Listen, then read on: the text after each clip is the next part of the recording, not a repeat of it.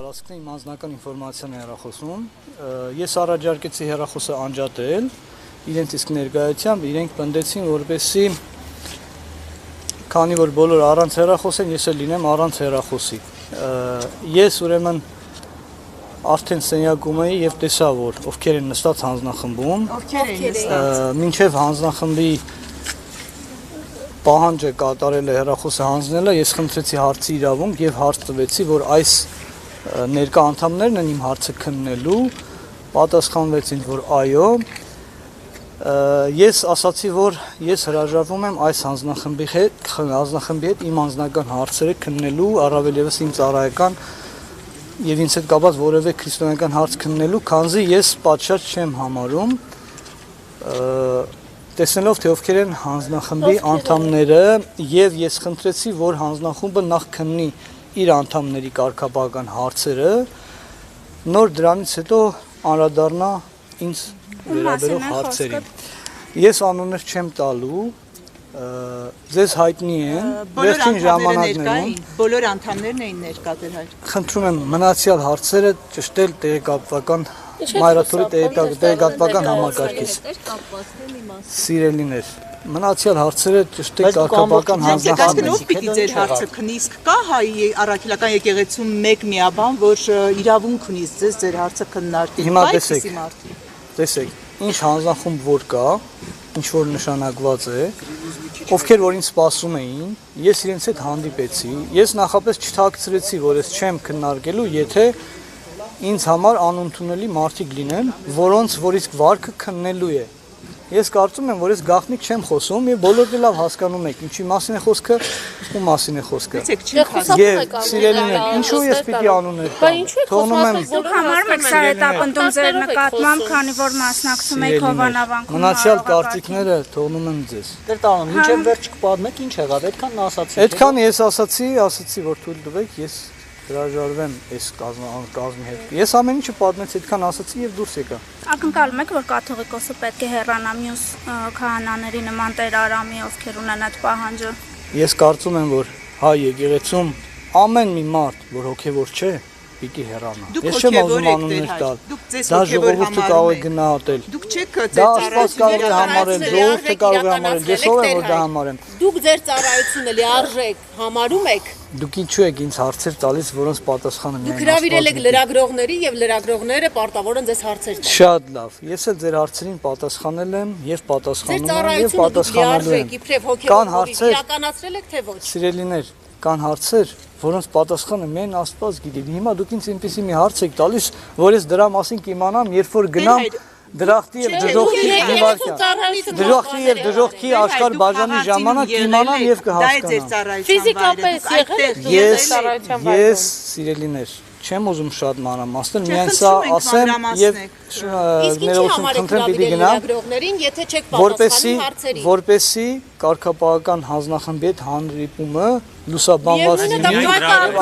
Ինչպես հերսապատում եք ձեր մասնակցության հետ հովանավանքի պատարագին այս հրավերը։ Կարգապահական հանձնախմբին մասնակցելը, քանի որ դուք այնտեղ պատարագ եք մատուցում նաև ներկայ եք։ Սիրելիներ, տեսեք։ Ինձ հետ կապված հարցերը կարգապահական հանձնախմբի։ Ես պատահական չէ, որ հրապարակել եմ իմ Facebook-յան էջում։ Դուք տեսել եք բոլորը, թե ինչ հրավեր է, որի մեջ նշված է, թե ինչ հարցերով պետք է ինձ քննել։ Այդ հարցերին ես չեմ անդրադառնա, քանզի դա ներքին անձնական հարցն է եւ դա իմ եւ եկեղեցու միջև հարաբերությունների հարցն է։ Ինչ վերաբերում է քաղաքականացրել եք ձեր եւ եկեղեցու հարաբերությունները։ Չի ասի, ինչ վերաբերում է հովանավանքի պատարագներին իմ մասնակցությանը, ես այնտեղ մասնակցել եմ։ Միշտ, երբ որ ինձ լրագրողներ մոտեցել են, ես բոլոր նրանց հարցերին պատասխանել եմ, երբեք չեմ խուսափել։ Ես իմ հայացքները այնտեղ արդեն իսկ հնչեցրել եմ։ Հանձնախմբի հետ կապված։ Նույն հարցերը Հանձնախմբի հետ կապված։ Ինչ վերաբերում է ես Թալենին կմասնակցեմ, թե չեմ մասնակցելու, դա դեռ կորոշեմ։ Հանձնախմբի հետ կապված, որ ասում եք այս կազմը, այս նույն կազմը ձեզ օծել որպես քահանա, դա ընդունել եք։ Սիրելիներ, ինձ օծել է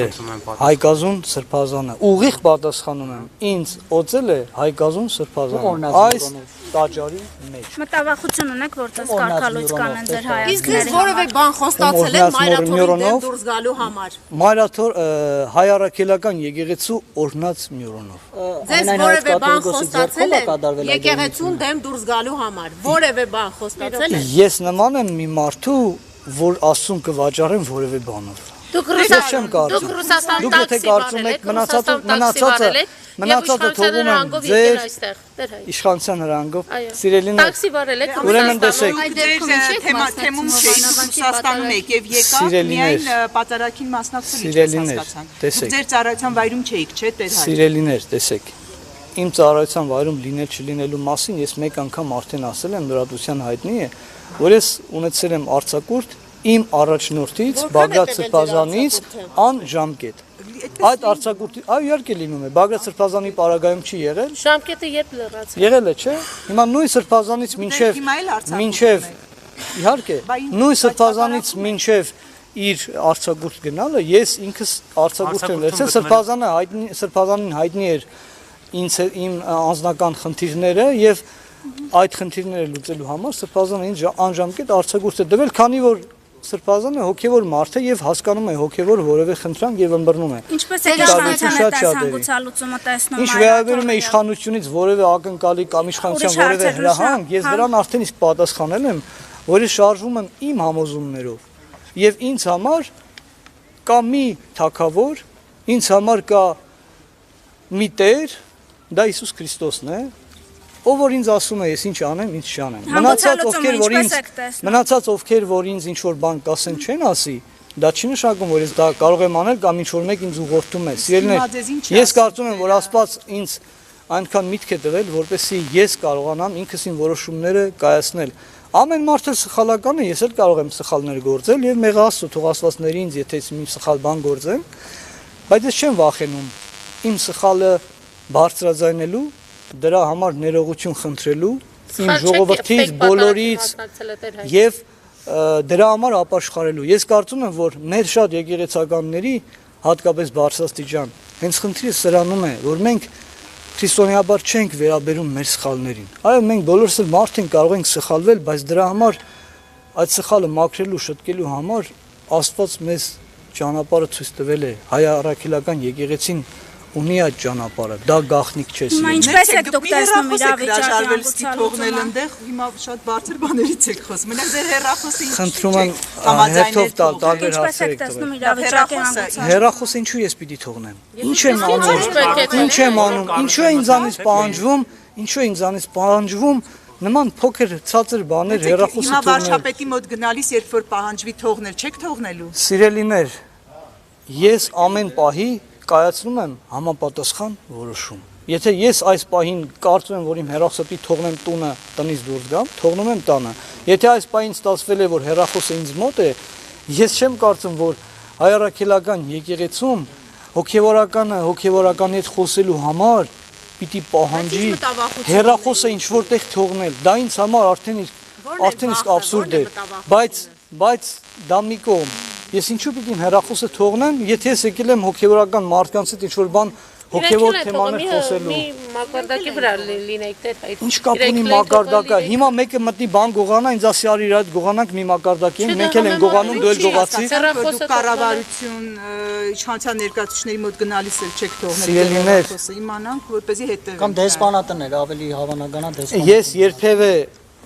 նման խնդիր չեմ ունեցել եւ դրա մասին մտածելու կարիք չեմ ունեցել եւ կարծում եմ հիմա դա մանր հարցեր է։ Դուք ասացիք ինչպես եք տեսնում հանգուցալուծումը իշխանությունների եւ եկեղեցու միջև այս հռակաբան ավեճին, վարչապետը օրինակ կաթողիկոսի հեռացումն է պահանջում, կիսում եք այս մոտեցումը թե ոչ։ Ինձ թվում է կարևոր հարց եք տալիս, որին թերևս ես ավելի ուշ կանադանամ։ Իսկ չեք կարծում, որ Նիկոլ Փաշինյանը ձեզ օգտագործում է քաղաքական Ինչպես։ Մենք Հովհաննավանքում պատարագին մասնակցել։ Դուք կարծում եք Նիկոլ Փաշինյանն է ինձ հրավիրել Հովհաննավանքում պատարագի մասնակցելու։ Ինքնաբուխ եք։ Դուք կարծում եք, որ Տեր Արամը իմ ընկերն է, իմ սենյակում է բնակվում ենք միասին մի քանի տարիներ ճեմարանում, սենյակակից են եղել եւ մեր մտքերը վաղուց են հատվում իրար հետ, վաղուց են իրար հետ մշակում երկար ժամանակներ եւ ես Տեր Արամին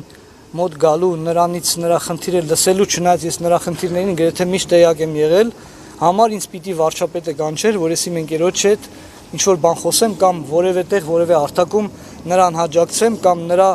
մատուցված պատարագին ես գնամ եւ իմ օգտակարությունը փորձեմ բերել, նրա ձեռքից հաղորդություն ստանալ, ինչու՞ չէ նաեւ նրան օգնել հաղորդություն բաժանել ժողովրդին։ Սրա համար կարիք կա, որ ինձ որևէ մեկը Կարգապահականը երբ հրավիրի ձեզ էլի չեք գալու, ճիշտ հասկացանք ձեզ։ Ներեցեք, կարելի է հարցը ճշտեմ։ Այլևս չեք գալու ձեր հարցով քննարկմանը, որտեվ կազմը ֆիքսված է։ Քանի հստակ ասեմ ձեր հարցին հստակ պատասխանեմ։ Քանի դեռ այս կազմն է կարգապահական հանձնախմբում, ես չեմ գալու։ Իսկ եթե իհարկե որոշողը Աստված է, բայց ես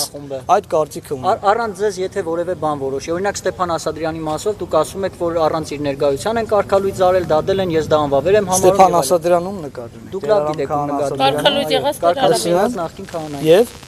դուք իր մասով ասում եք առանց իրեն են որոշել, որ պետք է կարգալույց անեն եւ ես դա անվավեր եմ համարում, դուք եք ասել, եթե ցալուն վերջին կիրառ։ Հաստատում եմ իմ։ Առանց ձեզ եթե որոշում կայացնի խորհուրդը, ինչպես կվերաբերեք այդ որոշմանը եւ ենթադրենք կարգալույց անեն ձեզ, բացառում եք, որ պատարակներ չեք մատուցի, ինչպես ձեր սիրելի Ստեփան Ասատրյանն անում։ Սիրելիներ, երբ որ դա ինչ որ որոշում լինի, ես այն ժամանակ բնականաբար կարձագանք եմ։ Դուք տեսնում եք, Ինչ վերաբերում է կարգալույց կանանց չեն անի, դա իրենց որոշումն է։ Եվ հետո ես մի անգամ էլ առիթ եղել է կարգապահական հանձնախմբի կարգալույց անելու իրավունք ունենալու թե չունենալու մասին հովանավանքում այդ մասին արդեն խոսել եմ եւ հնարավոր չեմ բացառում, որ կարող են նաեւ դրան անդրադառնալ։ Տեր այլ դուք այնտեղ ասում եք, ես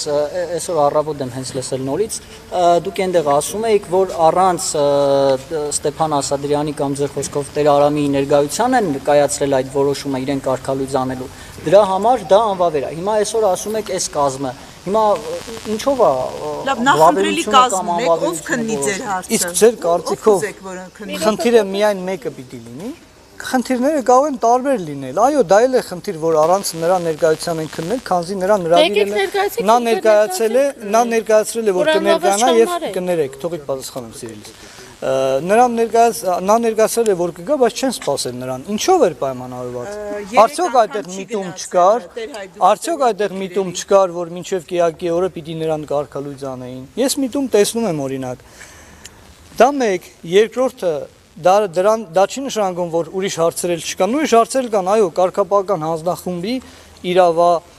իրավական կարգավիճակի հարց կա, որին ես եւս անդրադարձել եմ, դա չի նշանակում, որ ես տարբեր բաներ եմ խոսում, ոչ, ես եւ նրա մասին եմ խոսել, եւ նրա մասին եմ խոսել։ Համար նորմալ է, որ Տեր հայր, երբ որ ծառայություն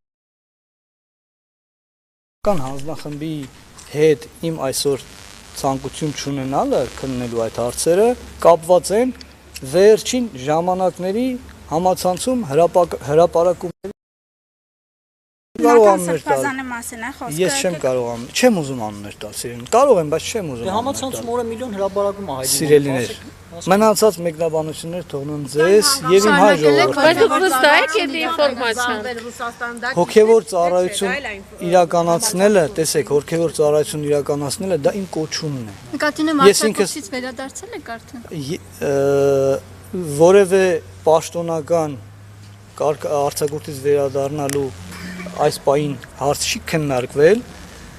այս պահին չկա նաև նախագծում, բայց չեմ բացառում։ Իմ արձակուրդ գնալը չի նշանակում, որ ես Աստծուն արձակուրդ եմ հայտարարել։ Այնտեղ, որտեղ ես գտնվել եմ, ես միշտ այդ եկեղեցիներում պատարակների մասնակցել եմ, խոսել եմ, հոգևոր գործունեությամբ զբաղվել եմ։ Ինչքան ժամանակ առաջ եք գնացել։ Ես ուրեմն ասեմ, դա այդ հարցը շատ տեղին հնչեց։ Տավուշի թեմի առաջնորդական տեղապահը ներկայիս ուրեմն Ազատություն ռադիոգայանին հարցազրույց տալու ժամանակ նշել էր, որ 2022 թվականից չեմ ներկայացել եւ լքել եմ ինձ արարության վայրը։ Ես պաշտոնապես հայտարարում եմ, որ նա ստել է այդ հարցում իմ հոգեվոր եղբայրին եւ ես կաղոթեմ իր հոգեփրկության համար եւ ես չեմ չարանում։ Պաշտոնապես հայտարարում եմ, որ նա ստել է։ Ես 2022 թվականից ծառայել եմ Տավուշի թեմում, եղել եմ Հաղարծի վանքի լուսարապետը եւ ես սրբազան հորից թույլտվությունը իմ արձակուրդի ստացել եմ 2001 տարի առաջ փետրվար ամսի 5-ին Ես ներողություն եմ խնդրում իսկ այնտեղ ծառայել եմ շուրջ 2 տարի ներողություն դուք ասում եք ազատությունը այսպիսի տեղեկություն է հայտնվել եւ հերքում եմ դա սուտ է բայց մի քիչ առաջ ասում եք համացանցում տեղեկություններ կան որը կարծես հավատում եք որոնց դրանց իսկությանը չեք կասկածում Սիրելիներ ես կարգապահական հանձնախմբին չասեցի որ որևէ մեկը մեղավոր է ես խնդրեցի որպեսզի քննեն իրենց անդամների հարցերը երբ որ կքննեն երբ որ կպարզվի կհրապարակվի ամեն ինչը պարզ եւ ճշմարտացի կդառնա հաստատված կդառնա այն ժամանակ էլ ես իմ արձագանքը կանեմ իմ պատասխանը կտամ Ինչպես կարձագանքիք եթե կարգալույց անեն հաջորդ նամակով ու տեղեկացմամբ Դա է լավ հարց է ես դրա մասին կուզեի որ հանրությունը իմանա երբ որ մի մարդ իր երիտասարդ տարիներից սկսում է եկեղեցում ծառայել օրինակ ես եկեղեցի եմ մտել 2004 թվականին որ 15 տարեկան դեռ պատանի էի ծառայել եմ եկեղեցում հետո ճեմարան եմ եկել եւ բոլոր նման մարդիկ գալիս են ճեմարան այդքան տարիներ դժվարին ուսման process անցնում այնուհետեւ ծառայում եկեղեցուն այս ամենը հեշտ չէ այնուհետեւ ինչ որ եկեղեցում ինչ որ համայնքում գնում են սոված օրեր են ունենում անկուն գիշերներ են ունենում այս ամեն ընթացքից հետո երբ որ մարդը իր կյանքն է դնում հոգեվոր ընթացքի մեջ եւ Աստված էլ նրան օծում եւ շնորհ է տալիս եւ մարդիկ էլ ժողովուրդն էլ իրենց շնորհակալություն են հայտնում տարբեր ձևերով եւ մի օր միտեղ մի գրասենյակում ինչ որ թուղթ ստորագրվի որ այլևս այս մարդը չպիտի ծառայի եւ այն էլ ինչ որ փակ պայմաններում ինչ որ կմահաճույքների արդյունք Սա абսուրդ է կներեք։ Ոնց կարելի է մարդու կյանքը խորտակել, եթե անձնական, եթե մարդը մեծ վարչապետական շեղում չունի, եթե մարդը մեծ անբարոյականության մեջ չի հայտնվել, ինչ որ նման մեծ հարցեր չկա մարդու կյանքում, ինչպես կարելի է վերցնել մի հոգեվորականին եւ ասել ստորագրել, որ Աստծո շնորհը զրկում ենք, որ դու գնաս եւ գործես եւ մարդկանց քրիստոնեություն խոսես։ Սիրելիներ, այդպես չի եղել։ Ինչքան մարդիկ որ կան որ այս ճանապարհով են կարգալուց արվել։ Ես իմ անձնական կարծիքն եմ ասում, ես կարծում եմ, որ այդ բոլոր մարդկանց կարգալուծությունը անվավեր է եւ այդ մարդիկ պետք է Աստծո խոսքը քարոզեն, ծառայեն, ասեն։ Առանց այն էլ ամեն մի 1000 մարդու մի հոգեվորական պիտի սպասավորի։ Հայաստանում ապրում են 3000 մարդիկ, 3 միլիոն մարդիկ, եթե մոտավոր թվերով խոսենք, եւ 3000 հոգեվորականի կարիք կա, բայց այսօր հայ եկեղեցին Հայաստանում ծառայող երևակայի 300 հոգեվորական չունի։ Ոնց կարելի է վերջին մի քանի տարիներին, 1-2 տարիներին երևի շուրջ 150 մենակ սարկավագներ են եկեղեցին լքել, հեռացել, ոմանց կարգալուծ են արել, ոմանք իրենք են հիասթափվել գնացել։ Սա абսուրդ է, սիրելիներ։ Սա է եկեղեցու քանդելը։ Սա է եկեղեցու կործանումը։ Գիտեք, ես սրա մեջ եմ տեսնում։ Որ օգտագործում են մայրաթորին, գալիս են անվճար ուսում են ստանում, գնում են արտերկրում, անվճար սովորում են եւ դավաճանում են մայրաթորը։ Իսկ սա ինչպես եք որակում։ Շատ վատ։ Ես չեմ բացառում նման դեպքեր եւս, բայց ես կարծում եմ, որ նման դեպքերը շատ փոքր մաս են կազմում։ Ես ես եկեղեցու մեջ եմ սիրելիներ։ Ես արդեն 20 տարի ես եկեղեցու մեջ եմ։ Եվ ես տեսնում եմ ինչ է կատարվում։ Ես ներսից գիտեմ ինչ է կատարվում։ Ես որ այսօր խոսում եմ, ես սկսել եմ շատ անհանգստանալ դեռևս 2 տարի առաջվանից։ Եվ ես սպասում եմ, որ ես մի օր պիտի խոսեմ, եւ եկավ ժամանակը, երբ Այսինքն ունեցել եք տեղեկություններ, որ օրինակ կաթողիկոսը ուխտ է խախտել Տեր Արամներ այդ մասին բարձրաձայնում։ Սիրելիներ, ես շատ ինֆորմացիաներ երբեմն ունեցել եմ, երբեմն դրանք կասկածի բաժնում են եղել, կասկածի հողի վրա են եղել, երբեմն ինչ-որ չափով են մոտեցել իրականությանը։ Ես այս պահին էլ դեռ շատ հարցեր կան, որ ինձ համար հարց են մնում։ Տեր հայր, ինչու հիմա տարիներ, ավելի քան 1 տարի անց որոշեցիք վերադառնալ Հայաստան։ Ես մի բան էլ ձեզ ասեմ, ձեր արդին պատասխանեմ ինչու հիմա սկսեցի խոսել։ Ես հիշում եմ որոշ ժամանակներ առաջ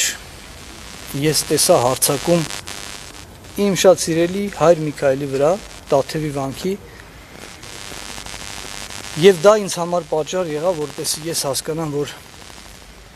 մոտենում է խոսելու ժամանակը, մոտենում է մեր եկեղեցին մաքրելու ժամանակը, մոտենում է մեր եկեղեցում մոտենում եմ մեր եկեղեցում արդեն այս մասին խոսելու ժամանակը եւ ես սպասում եի այն օրվան, երբ որ պիտի զգամ